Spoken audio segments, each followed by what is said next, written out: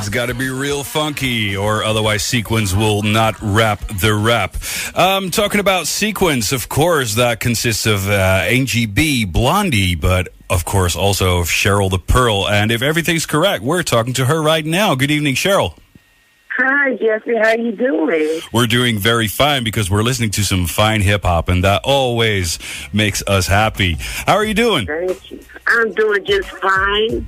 Yes, I am. I'm just fine. We just came back from New York last week doing a hip-hop, a Woman of Hip-Hop honors that Cheryl was throwing in New York.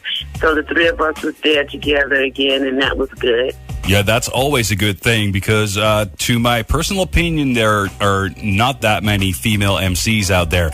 But let's get there later on. Let's start with the early beginning. Somewhere around 1979, 78, there was this female old-school hip-hop trio that got a record deal at Sugar Hill. Yes. And that was you guys. Yes, it was. Yes, it was. Ms. Robinson met us in South Carolina, Columbia, South Carolina. And, we were so aggressive back then. We said we could outbeat the guys rapping. Wow. And she said, I'll listen. We said, they said, send us a tape. And we said, no, we want to do it. They got to listen to us. We're just as good as those guys. And she was sitting like in the corner, and she said, I'll listen to you guys. But we didn't know exactly who she was. So we said, okay. So we started singing our songs, and she didn't like the first couple of songs we were doing. But then on our way out, we said, well, we didn't do Funk You Up. And so she said, well, come back in and do it. And we started singing Funk You Up for her, and it blew her away. So she called the band members in, Doug, Wimplish, Skip, and Keith LeBlanc. They came in, the drummer, the bass player, and the guitar player. And they started forming the music behind stage there. And she was telling us when to come in with it and back into the hook and stuff. And before she left, she said, I'm going to make you girls stars. And we looked at her, we young kids. We were like, yeah, she said she's going to make us. You're going to sing for you. I'm going to sing for you guys next week. And sure and behold, she did do what she said she was going to do. She sent for us, and we had to talk our parents into letting us go. And so once we got on the plane and left, we was just like, well, we're going to go and do what we do. So they picked us up at the airport and took us to the studio. And after we saw her, she sent us to the hotel to take our bags and stuff and gave us money to go buy something to eat. Then we came back to the studio, and it was nighttime when we went in, but by 1 or 2 o'clock the next day before we got out, before we actually seen it in sunlight. And we had basically finished the whole product. She was mixing as she was going along. I think we had to come back in and do hand claps or something. And then she did the mix and sent it to Frankie Crocker in New York. And he started playing it, and so did Mr. Magic. Wow. And the rest is history. Wow, that is some story. Well, first of all, about what you just said, of course, it's very handy to know some people, but, nobody made you stars. You were stars already. You just had to be discovered. Yes. She discovered us, yes. What I was thinking about is that, you guys, Blondie, Angie B, and yourself were high school cheerleaders. Yes, now, I might have the wrong idea of American cheerleaders, but, when I see cheerleaders and I put them up against some, hardcore female MC hip-hop group, that doesn't really add up. How did that work out? See, what it was in high school, this lady named Miss Elam was over our cheerleader squad. Me and Angie had started writing at a young age. And so we were like on the JV squad, and we were writing all these fantastic cheers that the seniors, the big girls wanted to do. And so she would say, the sports round is coming in, bring Angie and Cheryl into the varsity squad and let them write the cheers for the team. And so she did that, and we had like a sports-a-rama here in Columbia, and you take old records or take records and you twist the words around, and we did the Sportsorama, Super C-A, Super J-O-H-N-S-O-E, Super J-O-H-N-S-O-E, from Larry Graham. Super J-O-H-N-S-O-E, Super C-A-J, Super C-A-J, and we won the Sportsorama that year from the cheer. So we just kept writing, and when we heard Rappers Delight, we was like, well, that's going to be something good. Yeah. I did Funk You Up, the hook of Funk You Up, when I was like 17 years old. And so we started putting pieces together with that record. But for me, it comes from Parliament Funkadelic, because I was listening to P-Funk and all of George Clinton's work at that time as well. So I heard P-Funk, and I heard them talking on the record. And then when I heard Rappers Delight, I said, they starting to do it like this now. Yeah. And so we put the pieces together real early. And when we went to Miss Robinson, we was just writing raps that day that we ended up doing for her that night. And just in case they asked for a rap, we wanted to be ready for them. Yeah. And you were more than ready. Allowed us to be ready for it, you know? Cool. So actually being a cheerleader is the best way to become an MC. Oh, they spin fire a little different than the way that we did it back then. I think you have to have some type of poetry in you. Yeah. Or some kind of a feel of what you want to talk about and how you want to present yourself.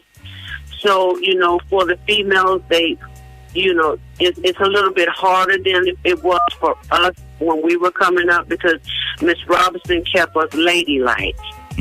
And she wouldn't allow us to do some of the things that I see some of the females having to do now in order to be an MC. Yeah, I hear you.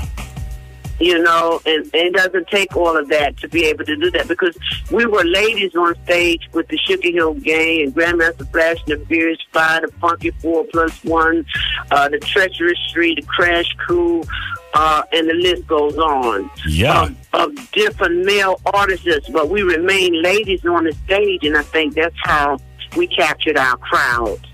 Yeah. We didn't have to do the cursing. We didn't have to, get vulgar to get attention. Exactly. Yeah. And that might also have been the mindset of the early years of hip-hop, because as already mentioned earlier on in this conversation, there are, less and less female MCs in the game. Since you've been there, practically from day one, what happened to the hip-hop scene? The ones that have made it through that, that actually made their spot in there. And a lot of the females that I talk to, it's some very intelligent female rappers on this planet.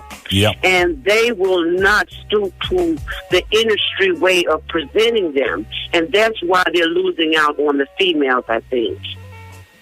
So they want to talk intelligent. They don't want to, just do what they see is being done out there, and they don't want to take their clothes off to be rappers or be MCs or female MCs. They want to be able to produce and do their music and be seen for the women that they are, instead of the standard way that they're doing it out there now.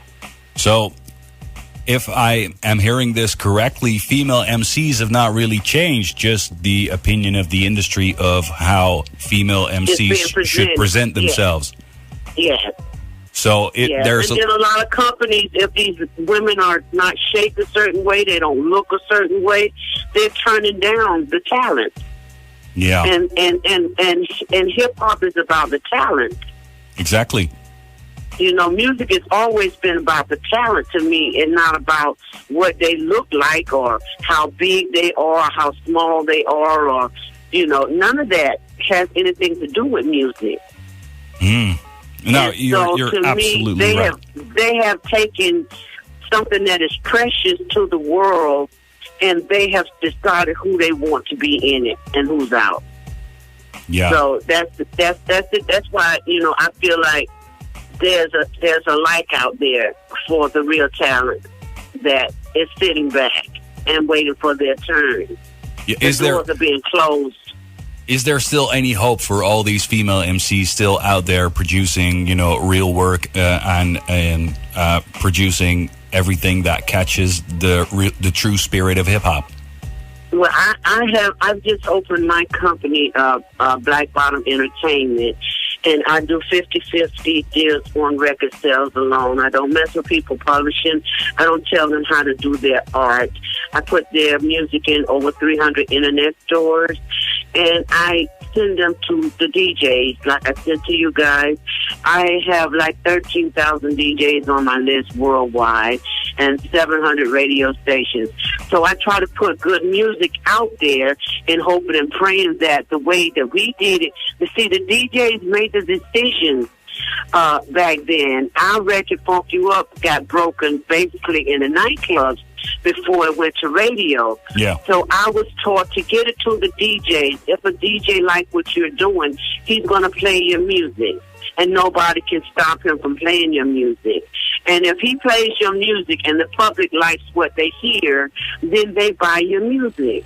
And that's the format that I use. I have 13,000. Another friend of mine got 18,000. And we're just going to put good music together, and we're going to send it out there and let it do what it do. Good. There's still, people fighting for what's truly important in hip-hop, and that's getting a good product out. Yes, and that's putting good product. And I got some amazing acts already with my label that's coming. I mean, great music. It just have my mouth open that these people are so talented, And if anyone wants to send their music, they can send it to Black Bottom Entertainment at yahoo.com, and I'll get it and listen to it and get back in touch with them and see where we can go from there. But I at least want to give an artist a chance to be an artist. Amen for that. And I have a very good ear for good music, and that's what I listen for, people that have really mastered their art and just looking for a door to go through, Cool. Well, that brings me, halfway to my last question, and that's what you're doing right now. You've just, said a lot of things you're already, working on right now. Yes. But I also heard you about, still performing on stage. Is that going to continue as well? Well, they're trying to put a Sugar Hill tour back together with the artists from Sugar Hill to rebrand the label. And I think they're going to start here in Harlem at the Apollo first. But they're getting the acts, the Sugar Hill Gang and Flash and all of us back together to see if they can make another run and actually show them what we did back then and how, they shouldn't just put a stop sign on the pioneers of hip-hop. We need to be able to speak to our culture and the people that have come past us in order to get a better relationship with them. Mm-hmm. So they're going to put this tour back together, and they're going to move it again. Yeah, and I also sometimes, me and Blondie, we work with Angie. Angie is now Angie Stone. Angie has done an excellent job out there in the R&B and the neo-soul world. But she's the original Angie B from the Sequence. So when she does shows, she brings us on to her shows, and we all kind of like move together in that realm. I do what I do. They do what they do. Angie is doing filming, and Blondie is doing work with her in that area. So we're just kind of moving around the board a little bit. Good. Please keep doing that, and please keep, putting real hip-hop under the attention of DJs and radio stations. Yeah, I just released something on me and Blondie called On Our Way to the Movies, and I'm getting great response from that. And that's our new project out right now. Cool. So still working on some new products as well yourself? Yes. We're going to be releasing new music, period. Well, please do keep us posted of every product that you make or you come across that, is worth listening. Okay, I sure will. In the meantime, I would like to thank you very much for having taking this time to have this conversation with us. And You're very welcome. And I'm going to leave you with another nice jam. You'll probably remember this. You girls made it with another hero of ours, Spoonie G, and it's called Monster Jam. Oh, yeah, that's our Spoonie in New York. Thank you. You're welcome.